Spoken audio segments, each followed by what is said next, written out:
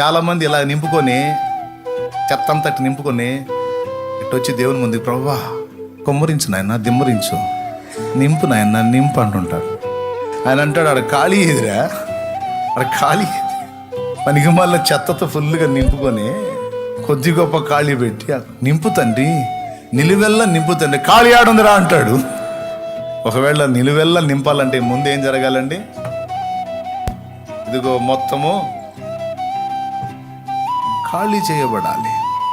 మొత్తం ఖాళీ అయిపోయింది అనుకో, ఇక ఇలా రావాలా, అయిపోయింది తండ్రి, ఇక మన సొంత తెలివితేటలు లేవు, తెలివితేటలు, జ్ఞానం, ఇతరుల సలహాలు అన్నీ అయిపోయినాయి.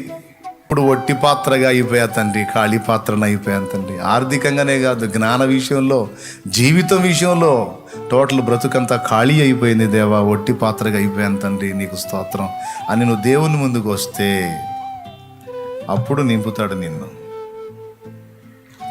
ఇక మొత్తం ఆలివ్ ఆయిలే, ఇక మొత్తం దేవుని మహిమే, దేవునికి స్తోత్రం కలుగును గాక. హల్లెలూయా. మరి ఇప్పుడు మొత్తం దేవుని శక్తితో, దేవుని ప్రభావంతో, దేవుని జ్ఞానంతో నింపబడినట్లు మొట్టమొదట మనం కలిగి ఉన్నది ఏం కావాల్సి ఉంది? ఆ ఖాళీ చేసే ప్రక్రియ మనకు అర్థం కాదు. కూర్చొని ఏడుస్తూ ఉంటారు, ఒకప్పుడు బాగానే తెచ్చాగా తండ్రి, ఏంది నాయన నా బతికి ఎట్టయిపోతుంది, ఏం తండ్రి అసలు ఎందుకు చేస్తున్నావు నాయన, నువ్వు రచ్చిస్తావంటే మేము పగబట్టావా ఏంది నాయన, నన్నేంది ప్రభు ఇట్ట చేస్తున్నావు అని కూర్చొని మొత్తుకుంటూ ఉంటారు జనం. అది గొడవ. ఇక్కడ ఆయన ఏం మాట్లాడు, ముందు ఆయన ఖాళీ చేసే పనిలో ఉంటాడు. ఈ ఖాళీ చేస్తుంటే కుయ్యో మర్రో కుయ్యో మర్రో. ఎందుకు చేశాడు ఖాళీ?